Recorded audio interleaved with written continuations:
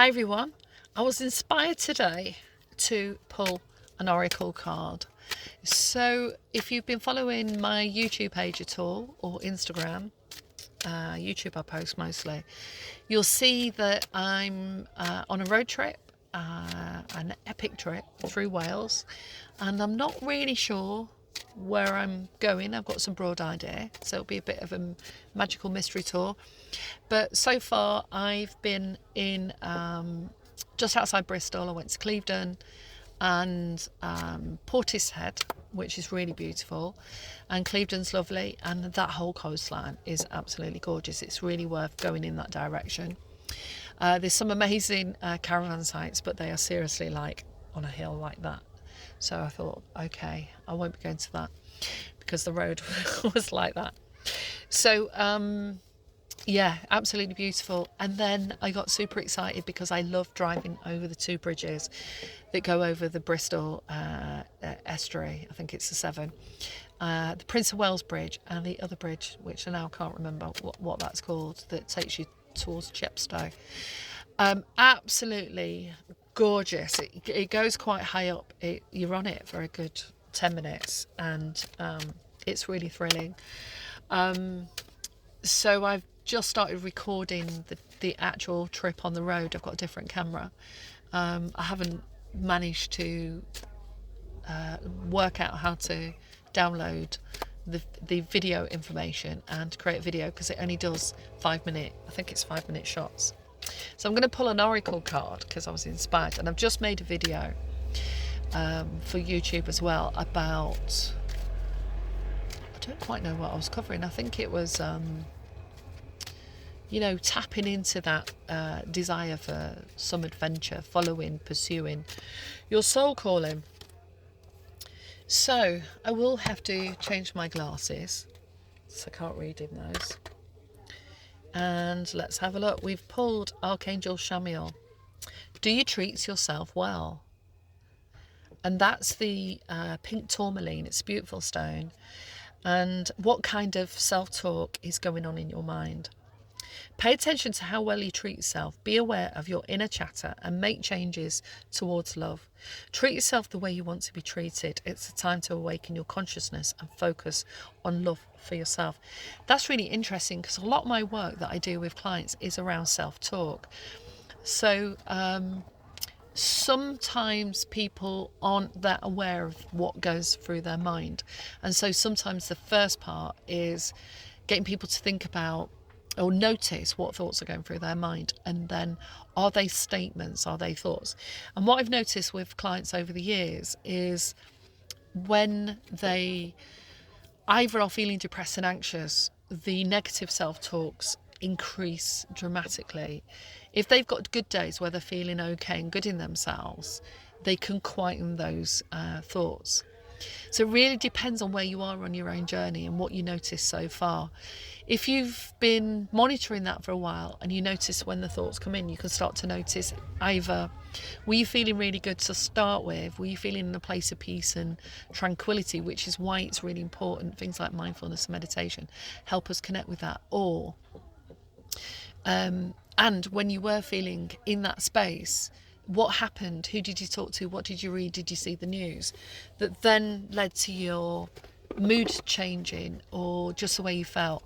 Or did fear thoughts come in? Because there's so much fear mongering in the news, and we've had stuff going on as far back as I can think about TV that was frightening and fearful, and there's a hell of a lot going on in the papers and that. Now we've got access to so much information, and what that does, that will trigger our thoughts, our negative thinking, and any fear thoughts we've got. So we've got to be really mindful of that and try and ask yourself, like, is this a real thought, or do I need to just calm that down and ignore it?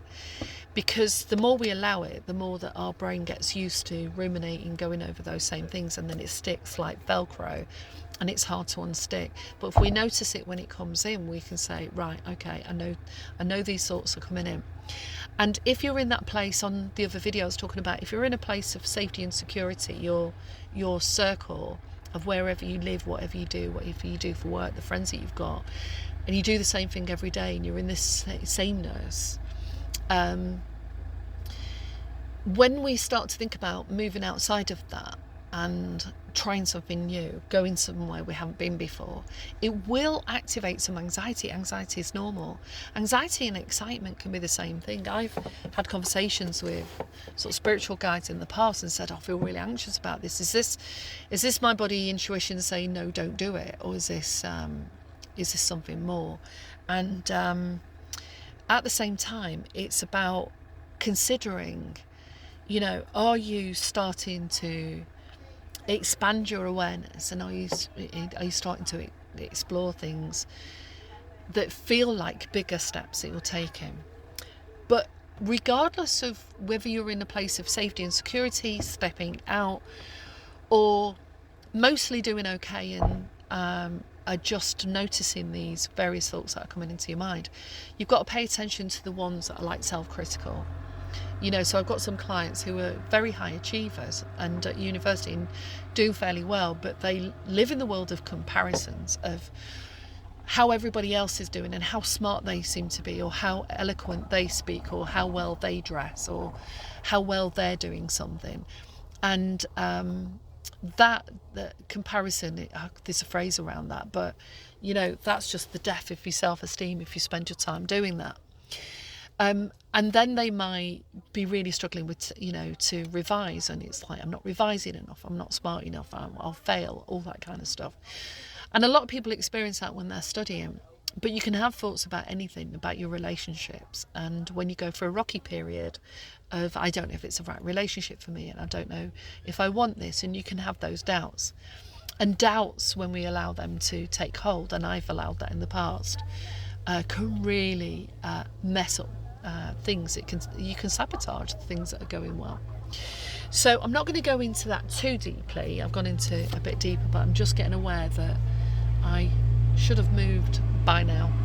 I'm moving off this site. So Archangel Chamuel is the angel connected with this, and it's about saying unconditional love is mine today and always. Every cell in my being vibrates at the rate of love, which I think is 526 hertz. You can put that into YouTube and play music at that hertz, and that frequency connects you with the energy of love. I feel good, I am happy, I am grateful. The energy of my own loving vibration nurtures my thoughts and feelings.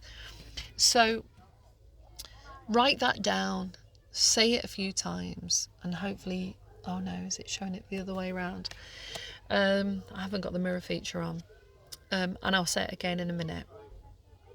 So unconditional love, a lot of people place conditions around love. So it's really just being loving, kind and caring, and being that way without expecting anything in return or placing some conditions around that.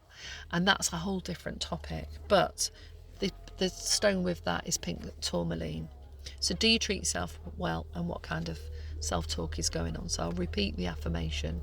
Unconditional love is mine today and always. Every cell in my being vibrates at the rate of love. I feel good, I am happy, I am grateful.